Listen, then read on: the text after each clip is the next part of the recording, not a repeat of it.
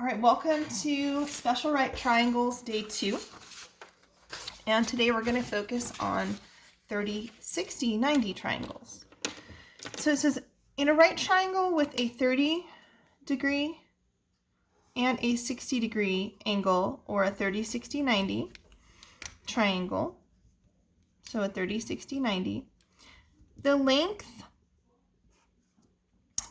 of the hypotenuse is always twice the length of the shorter leg.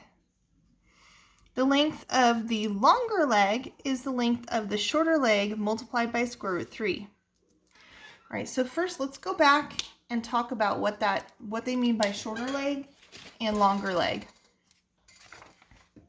So in a 30, 60, 90 triangle, I'm going to put my right angle right there. My shorter leg would be right here. This is the short leg. This is the long leg. Remember, this is always the hypotenuse. Right, so the smallest angle will be across from the shorter leg, and the medium angle will be across from the medium leg, and then the longest side of the triangle will be across from the 90-degree angle because it's the largest. All right, so again, if we wanted to use the Pythagorean theorem here, A and B could switch, but C would be right here, the hypotenuse. Okay. So it says that the length of the longer leg is root 3 times as large as this one. So if this one is S, this one will be S root 3. S to S root 3. And then it says the length of the hypotenuse is twice the length of the shorter leg. So they're comparing everything to this shorter leg. And so if this is S, this will be 2S. And so our ratio is right here, S to S root 3 to 2S, where S is the shortest side. Or S is the shortest side, or the side opposite from the 30-degree angle, the smallest angle. All right, so we're going to go through example B. Example B. Find the values of B and C in the 30, 60, 90 triangle. The shorter leg, S, is 4 units long. So step 1, the length of the longer leg is the length of the shorter leg multiplied by square root 3. And so they take this 4 and they multiply it by square root 3. And so they get that B is 4 square root 3. The length of the hypotenuse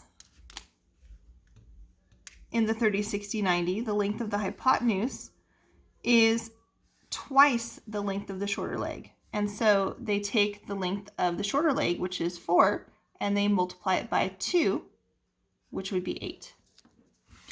Now, I'm going to show the method that we use. I always draw my reference triangle. I'm going to put my short leg here. So my shorter leg will go here, my longer leg along the bottom, and then my hypotenuse. And then remember, mine is always 1 to 2 to square root 3. So now I want to talk about where those values came from. Why is that a 30, 60, 90? So we're going to pause for a minute and derive why this is true. So to do that, we're going to draw an equilateral triangle. So I'm going to draw my equilateral triangle.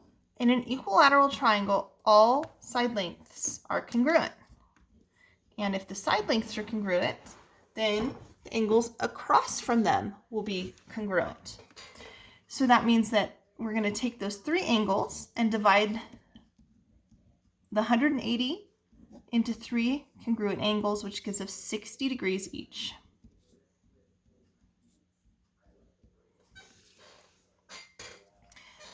All right, next, after we do that,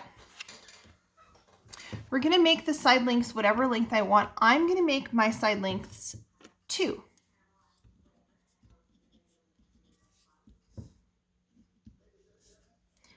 So we're going to label each leg as 2 units. The next thing I'm going to do is I'm going to drop an altitude.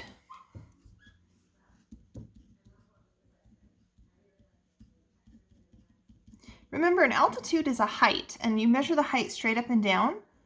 And so we're going to drop an altitude. It's going to form a right angle. So now I'm going to redraw my angle, or sorry, my triangle. And what happens is, for 2 reasons, this is going to be 30 degrees. One reason, these angles have to add up to 180. The other reason is, in an isosceles triangle, when you drop an altitude, it splits this into 2 congruent angles. And so you'd have a 30 and a 30. So I'm going to redraw my 30, 60, 90 triangle.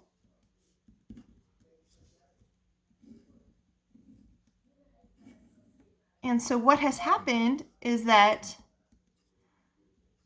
now this side length is still 2 units, but when you drop an altitude in an isosceles triangle, you're also cutting this base into 2 congruent lengths. And so if we divide this 2 units by 2, each side is 1 and 1. And so that will be a 1. And then we're going to use the Pythagorean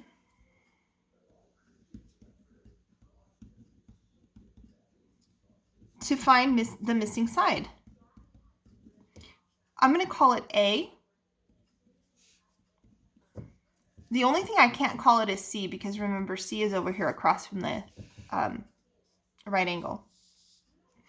And so I would get A squared plus B squared equals C squared. So that would be A squared plus 1 equals 4. Subtract 1. A squared equals 3. Square root both sides. A equals square root 3. Now you might say, just like yesterday when we did this guy, you might say, well, Sedlak, that's because you made the side lengths 2. All right, so I can go back and change the side lengths. What if I make the side lengths 5? So I'm going to go back and make these 5 units. Actually, I'm going to make it an even, just so that when I split it, it'll cut it in half evenly and I won't have to work with fractions. So I'll make it 6.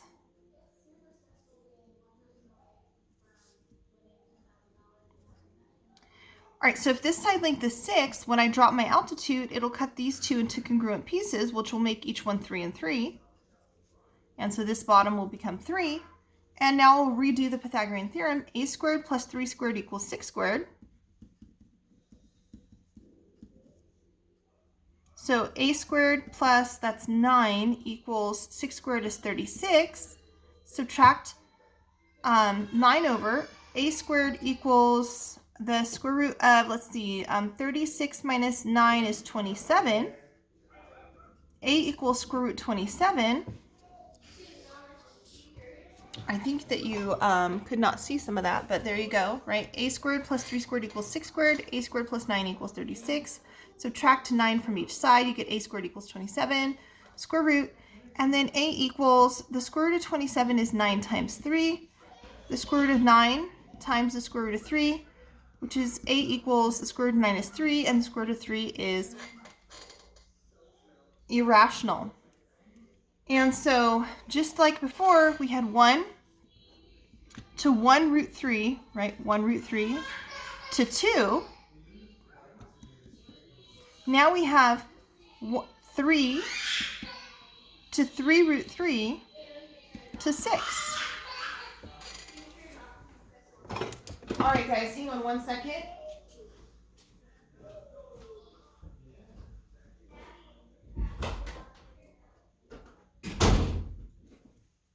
Sorry about that. My little one just woke up from her nap. Okay, so now that we understand why this is true, and again, you're going to need to understand why this is true, not just that it's true. Now we can apply it here. All right, so I'm going to go ahead and set up my proportion. Remember, corresponding sides go together.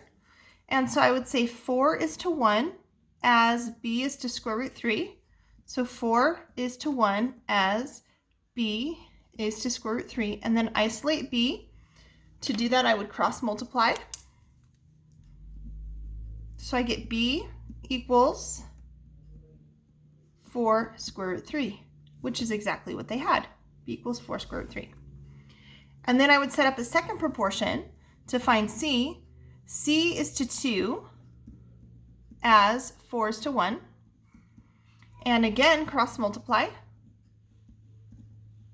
I get c is equal to 8. And that's what they had, c equals 8. All right, let's go ahead and go to the guided practice. Actually, they have a second example. We'll do this example and then we'll move along to the guided practice. Okay, so it says, example C, the longer leg of a 30, 60, 90 triangle is 12 units long. So they have not given us a diagram, so I'm going to draw in a 30, 60, 90 triangle. And they said the longer leg. Well, the longer leg would be this leg. Here's my short leg, here's my long leg, and there's my hypotenuse. So they said this is 12 units. We're going to call this A, and this is going to be C. All right, you can read through their example. I am going to go ahead and draw my reference triangle and do it the way that we've seen that we'll use more often in Math 3. And so I've got 1 on the short leg, 2 on the hypotenuse. Remember, the ratio is 1 to 2. It doubles for your short leg and your hypotenuse. And then this one was the root 3. And I'm going to create a proportion. I will say that A is to 1. So let's see if we can. Yes, I have plenty of room up here. A is to 1. A is to 1 as. Now I need to pick two numbers. If I pick C and 2, I'll have another unknown. So 12 is to square root 3. Now again, what you notice here is that you don't need to cross multiply because A is already isolated. But what you do need to do is rationalize this side. So A equals, I'm going to go ahead and rationalize the denominator because I cannot have a radical in the denominator. So I would get 12 square root 3 over square root 9, which would be 12 square root 3 over 3.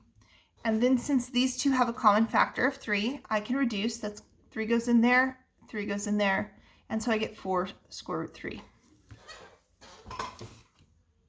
All right, I'm going to do that again, this time to find C. So C is to 2 as 12 is to square root 3. C is to 2 as 12 is to root 3. Cross multiply, or you could just multiply by 2 to each side, up to you. I'm going to go ahead and cross multiply to stay consistent. So I get square root 3 times C is equal to 24. And then to isolate C, I would divide by square root 3 to both sides. And now that C is isolated, I do need to rationalize the denominator by multiplying by square root 3 over square root 3. So that gives me 24 square root 3. Let me fix that. 24 square root 3 over the square root of 9. Square root of 9 is 3, so that's 24 root 3 over 3. And again, I can reduce these. 3 goes in there and 3 goes in there, and I get 8 square root 3. Now, conversely, they show an explanation over here. It says the length of the longer leg is the length of the shorter leg multiplied by square root 3. So 12 is equal to S times square root 3, where S is this side. And so then what they do is they solve for S by dividing by square root 3 to each side, and they end up with 4 square root 3, which is what we had. And then they said multiply the length of the shorter leg by 2 to find the length of the hypotenuse. And so when you multiply the shorter leg by 2, you get 8 square root 3. And so you can use either method that you prefer. All right, I'm going to do this guided practice with you guys. And then for the homework tonight, you'll have number 2, 3, 5, and 6. And I will also see if I can find some IXL. All right, I'm going to draw my special right triangle every time. It helps you to, that's horrible, I'll fix it. It helps you to memorize that ratio that you're going to need to know for next year. So there's my right angle. Here's my 30. Here's my 30, right? My short leg is here, so 1. My long leg is here, that's square root 3. And my hypotenuse is here, that's a 2.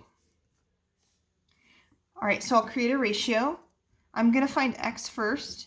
X is to 1. X is to 1 as 4 is to 2. And again, look at our problem. X is already isolated. X equals 4 divided by 2, which is 2. Or they said x is the hypotenuse, 4 divided by 2, which is 2. Then to find y, I would set up another proportion. Y is to square root 3 as 4 is to 2. Cross multiply, or you can simplify this side first. It's up to you. I'll go ahead and cross multiply. So 2 times y is 2y equals, that's 4 root 3. And then I would divide both sides by 2. And I would have that y equals, 2 goes into both of these, 2 square root 3. And so again, they're saying that y would be the short leg. The short leg, we just found it was 2 times the square root of 3, which is 2 root 3. All right, again, I'm going to draw my 30, 60, 90 triangle. This is my shortest angle, smallest angle, so my short leg goes on the bottom this time. So this is going to be 1. This is a root 3, and this is a 2. Remember, double here to here, root 3 from here to here. So setting up my proportion, I would have 5 is to root 3 as x is to 1. X is already isolated. So all I need to do is rationalize. So I'll multiply both the top and bottom by square root 3. I get x equals 5 square root 3 over square root 3 times square root 3 is 3. I'll do the same thing to find y. This time I would say y is to 2. Y is to 2 as 5 is to square root 3. Cross multiply. I get square root 3 times y is equal to 2 times 5, which is 10. I would divide both sides by square root 3. Then I would rationalize because I can't leave the radical in the denominator. So I would have y equals 10 root 3 over 3.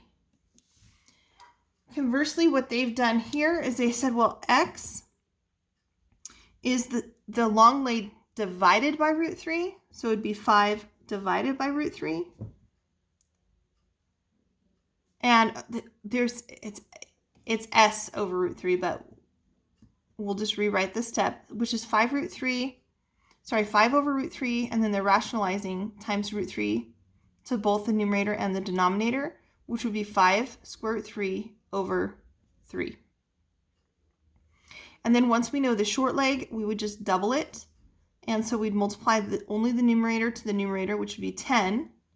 We can't multiply into the radical, and then over 3. And that's exactly what we had.